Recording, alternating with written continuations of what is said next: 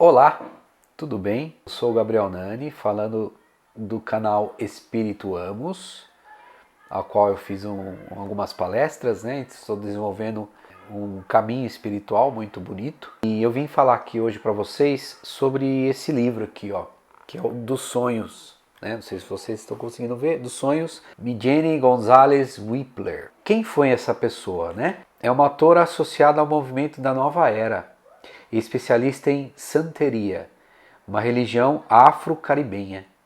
Gonzalez Whippler nasceu em Porto Rico e possui formação acadêmica em psicologia e antropologia, conquistados tanto na Universidade de Porto Rico como também na prestigiada Universidade de Colômbia, na qual ela obteve seu título de PhD em antropologia cultural, além de sua sólida experiência no ramo das ciências sociais. Ela também atuou como editora científica das Nações Unidas em Viena e hoje ministra palestras em universidades e outras instituições de ensino. Então esse livro aqui, eu comprei ele para entender os nossos sonhos da parte espiritual. Ela fala bastante sobre coisas espirituais aqui. Então aqui, ó, o título é Sonhos, aprenda a se lembrar dos seus sonhos e a desvendar o significado por trás deles. Aqui no final do livro, existe um dicionário sobre as representações dos sonhos. Mas o que eu achei importante, a qual casou com o meu caminho espiritualista, né, da espiritualidade que eu estou fazendo, que é muito interessante. Né? Ela cita aqui Freud e ela cita Jung também. Né? Então, por exemplo, ela fala sobre o que são arquétipos, né, nos sonhos. Aí isso você pode levar para outras coisas também. Uma parte considerável do inconsciente coletivo consiste naqueles componentes básicos da psique humana, chamados arquétipos, que é um conceito universal que contém um elemento essencial de emoção e mito. Então, Jung concebeu o arquétipo como um complexo autônomo, e aí ele separa em alguns momentos aqui, ele sequencia alguns arquétipos nesse complexo autônomo, a qual é muito válido eu comentar. Então, ó, o principal tipo de complexo autônomo, ou arquétipo, concebido por Jung como partes da psique, consiste em persona, sombra, ânima, ânimos e o eu. O que é a persona? Olha só, para você ver como pode encaixar na espiritualidade. A persona é a máscara que o indivíduo usa na vida diária, né? Então, aqui diz bastante sobre isso. Ó. Persona é a máscara que o indivíduo usa na vida diária, a face que apresenta para o mundo exterior. A face que o indivíduo apresenta para o mundo exterior. Isto é, sua personalidade consciente. É identificada como o ego. Olha só que legal, o ego. E nesse caminho de espiritualidade a gente tem bastante o ego, né? A gente briga com o ego. Será que é o ego? Será que é alguma coisa que está falando, alguma mensagem, algum mentor que está falando para mim? Por representar a atitude consciente individual, ela é colocada na psique como o oposto do inconsciente, certo? Consciente é tudo que a gente sabe, inconsciente tudo que é inconsciente. A gente não tem conhecimento, né? Até se tornar consciente. Isso significa que os conteúdos da persona estão continuamente em uma relação tensa com o inconsciente. Agora a sombra, o ego, isso é muito importante. Quem é que já não viu isso aqui, ó? Essas palavras são muito importantes. O ego tende a desenvolver o lado forte da personalidade e a integrá-lo em atitudes conscientes e, desse modo, na persona, que é a máscara, né? Os aspectos mais fracos da psique são reunidos como indesejáveis no inconsciente e lá formam outro complexo autônomo ou outro arquétipo chamado sombra, que é o lado escuro da personalidade, aparecendo em tempos para atormentar e ameaçar o indivíduo. Ele surge conscientemente em forma de aviso, como humores instantâneos e anseios que levam o indivíduo a fazer e dizer coisas geralmente contrárias a seu comportamento. Muito bem, eu vou continuar lendo aqui, mas eu preciso falar uma coisa. Quantos de vocês já não passou pelo seu lado sombra e se assustou? Eu já passei pelo meu lado sombra e me assustei também. A gente precisa enfrentar. Como eu estou no caminho da espiritualidade e eu frequento bastante rituais contendo as medicinas a madrecita, né? A ayahuasca, o rapé, sananga, tem o cambô também, entre várias coisas. Então, na ayahuasca, que é a expansão da consciência, existe uma coisa muito importante que assim, e isso todos falam, todos os dirigentes, todos os donos de casas de ayahuasca, né, que a gente chama de ayahuasqueiro, eles falam sobre isso aí, que todo mundo tem o seu lado luz e o seu lado sombra. A gente precisa aprender a lidar com o nosso lado sombra e não deixar embaixo do tapete. Como ela diz, o livro como diz sobre os sonhos, mas é muito válido a gente falar sobre isso, né? Como na ayahuasca a gente tem essa expansão de consciência, então a gente enfrenta a nossa sombra. Eu enfrentei bastante a nossa sombra. Não fugir, acho que esse é o grande conceito, né? A grande ação que a gente possa fazer. Aparecer a sombra, vamos tentar trabalhar com ela, porque todo mundo tem.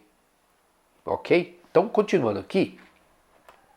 Isso acontece quando a tensão entre a persona e o inconsciente é tão grande que enorme quantidade de libido ou energia psíquica é liberada pela psique. Como essa libido é deixada sem direcionamento e sem canalização, ela se volta então para o inconsciente e traz à tona anseios reprimidos e desejos de fluir nos aspectos conscientes da psique. Essa superabundância é o arquétipo conhecido como sombra. Tá? Então vamos aprender a trabalhar com as nossas sombras. Todo mundo tem, sem fugir. A sombra sabe, olha só, muito comumente instintos normais e impulsos criativos são relegados ao reino das sombras, juntamente com o lado negativo e destrutivo do ego. Por essa razão, é vital para todo indivíduo aceitar esse aspecto mais escuro da personalidade e tentar entender e canalizar essa energia em caminhos construtivos de forma que não sobrecarreguem a consciência, ameaçando sua normalidade e bem-estar. A interação entre o ego e as sombras não é diferente da luta entre Dr. Jekyll e o Sr. Hyde, no romance de Robert Louis Stevenson. É um bom exemplo disso, né? Poderíamos dizer que as sombras são o pior lado de um indivíduo. Sim, por isso que eu falo, a gente tem que aprender a viver. Se você pratica a meditação, se você vai em casas ayahuasqueiras, se você sonha. Geralmente as nossas sombras também, elas estão no inconsciente, mas elas vêm momentaneamente no nosso consciente como uns desejos que não são naturais nossos. Por exemplo, desejos de morte, desejos de assassinato, de fazer maldade. Esses também são os nossos lados sombras. Poderíamos dizer que as sombras são o pior lado do indivíduo. Muito bem, a parte dele que se recusa ou fracassa em aceitar ou reconhecer. Uma das principais formas de a pessoa identificar alguns desses conteúdos é observando suas ações mais negativas sobre os fatos e a forma como faz. Aquilo que ela realmente abomina é, por certo, o mesmo que ocupa o centro de suas sombras. Vou repetir. Aquilo que ela realmente abomina, que ela quer descartar, é, por certo, o mesmo que ocupa o centro de suas sombras. Logo, ela deve entender a verdade sobre si mesma, porque isso irá torná-la mais equilibrada. Entenda suas sombras. Muito bem. Agora falando sobre outro arquétipo, sobre outro complexo autônomo, que é a ânima e animus. A ânima é o elemento feminino encontrado em todo homem. Em um homem, a ânima é o centro do lado emocional, instintivo e intuitivo da personalidade. A integração da ânima irá possibilitar que o homem desenvolva sua sensibilidade, espontaneidade e natureza receptiva, e permitirá que se torne menos agressivo, mais caloroso, generoso e compreensivo. Por outro lado, a repressão, quando a gente não quer, quando a gente repreende, essas características femininas resultarão em obstinação, dureza e rigidez, e algumas vezes irresponsabilidade e tendência ao alcoolismo. Bom, vocês que seguem a espiritualidade, o caminho da luz, já devem ter escutado falar, olha, o seu lado feminino, né? Você tá tendo muito lado masculino, muito lado feminino, né? Isso é muito importante. Isso aqui é explicado como ânima, tá? O ânimos é o contrário, né? Na mulher age de maneiras muito mais específicas no homem que no homem. A habilidade de uma mulher de arriscar calculadamente, tomar decisões de última hora, ser forte, manter a cabeça erguida, adquirir segurança e independência são qualidades masculinas presentes em seu ânimos. Quando a mulher ignora tal aspecto de sua natureza, torna-se lamentosa, aflita e insegura. Então, quando a mulher ela é mais independente, ela age mais, então o ânimos dela está, o lado masculino dela está mais aflorado, ok? Agora uma outra parte importante, todos são importantes, mas uma outra parte importante que eu vou dizer é sobre o eu superior, né? Nosso ego. Na psicologia falamos sobre o eu superior, o Freud fala sobre o ego, o superego e o id.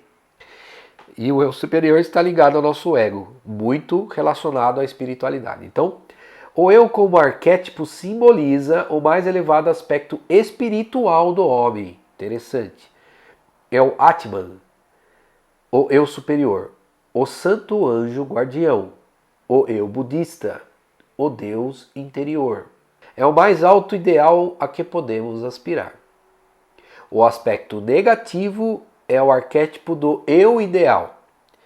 Os resíduos dos conteúdos integrados das sombras, quando o sonho indica que as forças particulares do indivíduo têm sido ignoradas, é um sinal de que ele deve se reconhecer e se aceitar para que ocorra a individualização total. O eu torna-se um todo integrado quando todos os aspectos das diferenças são desenvolvidos individualmente e absorvidos pela personalidade. Então, eu achei bem interessante passar isso para vocês, que são os arquétipos relacionados nesse livro do sonho que está aqui. Livro dos sonhos, muito importante, que segundo Jung, temos 5 classificações dos arquétipos, que é o nosso complexo autônomo. Autônomo é o que faz sozinho, né? Por isso que é inconsciente. Então, que é a persona, a sombra, ânima, ânimos e eu.